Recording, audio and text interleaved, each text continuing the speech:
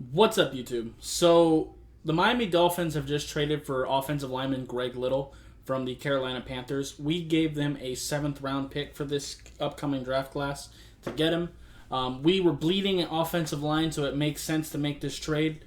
And for what we gave up, I'm pretty happy with it. He was a 2nd round pick back in 2019. Hasn't really worked out in Carolina. I'm not that big a fan of him, but for what we gave up, it was well worth it in my opinion. So let's talk about some of the positives and why he was drafted as high as he was. He is very physically gifted. He's 6'5", 310 pounds, and has some pretty good length to him. He's got pretty solid feet. He's fairly athletic. He's got real strength to him. His hands look good when he wants them to be. Like, he has a lot of the things you would really like. He has the athleticism. He has, actually some decent technique.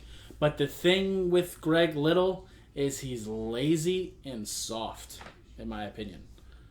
That's why things really haven't worked out super well for him, because he does a lot of things. And I try not to throw out those words too much, soft and lazy. I don't like calling grown NFL players soft or lazy, but it just is what it is.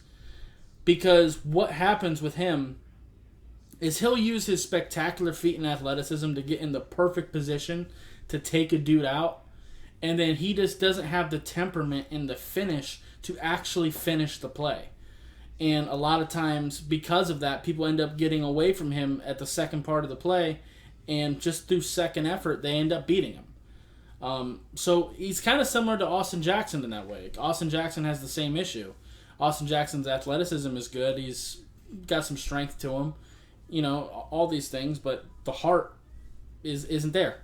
It's the same thing with Greg Little. But he is more physically talented than Austin Jackson, because I think he's stronger. I think he's faster. I think his feet are better. I think his hands are better. Only thing is, the consistency is very low because, again, he's not consistent with the amount of effort that he puts into plays. So that is what it is. Our offensive line is absolutely atrocious. So getting this guy for a 7th round pick makes sense to me.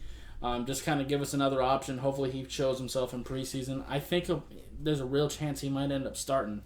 I think he can play tackle or guard for you. So, hey, maybe we can get something out of him. Maybe he'll at least be better than Austin Jackson. At least he's more physically gifted. I don't know. But regardless, we have him now. I'm happy we did make this move. They're realizing that our offensive line is an issue, and they're at least trying to do something to address it. So I do appreciate that. So, yeah. Anyway, that's going to be it for this video. If you'd like to, appreciate hitting that like button. If you have any questions or comments in the comments down below, subscribe if you haven't already, and I'll see you next time. Bye, guys.